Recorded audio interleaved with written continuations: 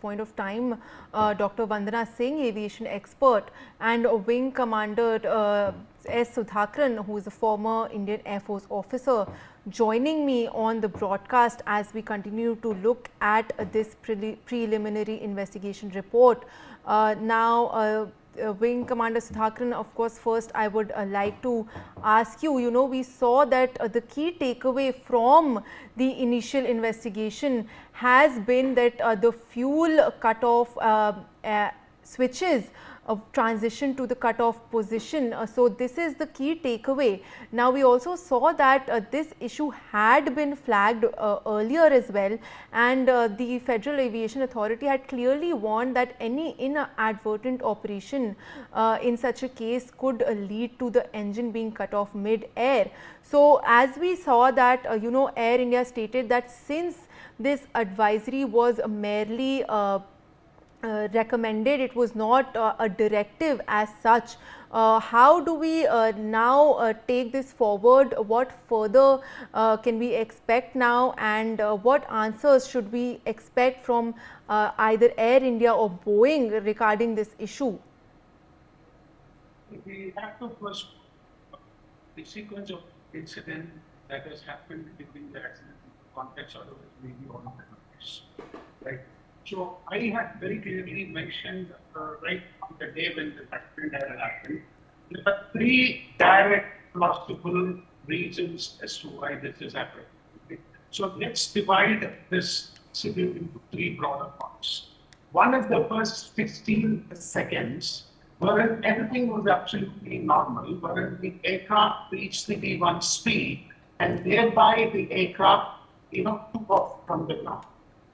The second part is something has happened. Now let's keep this as something. Something has happened in the next 2 to 3 seconds when things started going topsy-turvy, and in the next 10 to 15 seconds, the aircraft went off to lose thrust, the pilot issued a mayday call, and then the final 10 to 15 seconds wherein it lost the height and it went and hit building, and then because of the fuel, it caught fire and the accident happened. So now let's assess what has happened. So everything was normal in 16 seconds, so that is not at the point of detention. Now the bird hit, so what could have happened? So one plausible reason was because of Ahmedabad being notorious for its bird activity, we felt that it could have been a reason wherein that is why the engines lost the thrust. Now that has been ruled out. Now there are two other plausible reasons. One is an act of whatever reason. They could have personal reasons, they could have had grudge against the state, whatever. Let's not rule out. Taking that, let's not rule out. So now that is one part. The second part is, was there a malicious activity which interfered with the electronics and software? Because I come from that background, I come from the cyber background. So I didn't want to rule that as well. Now, I don't know here. So it is very clear that from the 16th second to around 19th or 20th second, 3 to 4 seconds of this game, the fuel switches were cut off. Now, when the fuel switches got the engine obviously lost power. So, this is corroborated by the fact that there is evidence on record where one of the pilots is very clearly saying, how did this switch go to the cutoff position where the other pilot is? The front engine that I didn't put it off, right? Now, it could be like you asking a kid, it could be chocolate. No, I didn't think that is a normal reaction from a human being. The question is, why did that transition happen? And we know that today, when I believe that something is, that fuel switches have moved from run to cutoff. Now, how can this happen? Can there be a remote way of activating the switch by an electrical failure or mechanical failure or an electromagnetic failure or a software failure? I think we've given to understand Boeing has been extremely careful in its design, because this is one area wherein the human and the loop philosophy has been adopted.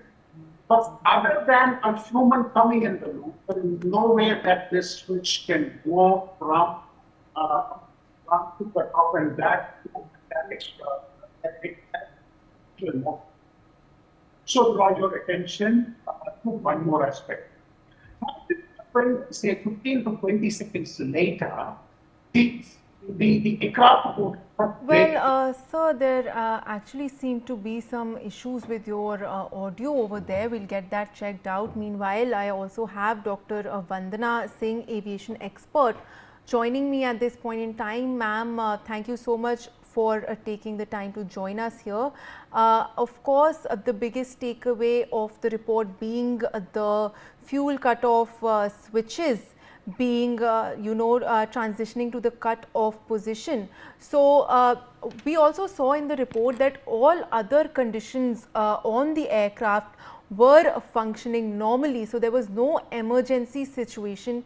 So in such a case, especially keeping in mind the SAIB report where it warns of the potential for the disengagement of the locking feature, how do we view this incident that took place, of course, and more importantly, obviously, what next now that we know one of the key reasons behind the AI-171 crash? Thank you once again for having me on your show. Do you read me strength 5? Am I audible? Yes, yes, ma'am. Okay.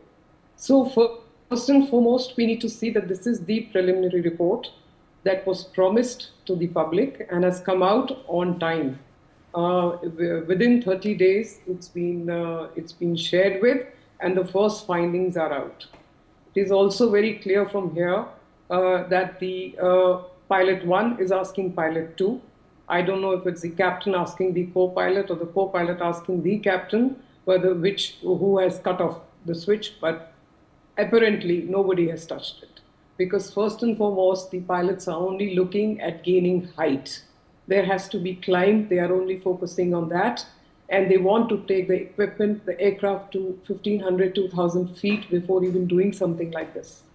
So obviously, then when the investigation goes deeper, they should be looking and examining the FEDEC, which I've been talking about right from the beginning, the full authority digital engine control system. They need to look, the operating system itself.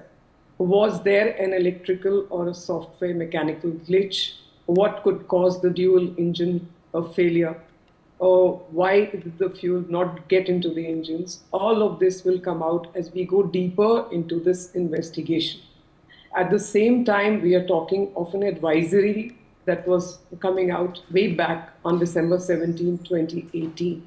Now, 7 years from them, are we still looking at it as an advisory?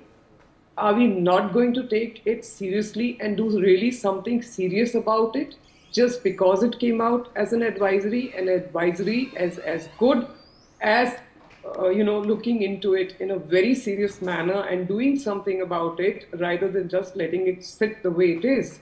Because at the end of the day, it is about a human being's life. And so many lives are lost here so tragically. It's a global tragedy, it's a national tragedy, and everybody wants answers, everybody wants closures, and everybody wants to get to the bottom of it. So how can such an advisory be not taken mandatory? I would like to talk of this very seriously, that this should have been done. Why was it not done? This needs to be looked into. Two, the entire FEDEC needs to be looked into, because that a miscommand from the FEDEC, an electrical, software, mechanical miscommand can cause any of these things to take place. This is my view on this, and I do know that this is preliminary, but more when we get deeper into it and join the dots, that the whole sequence of events will unfold. Over to you. Well,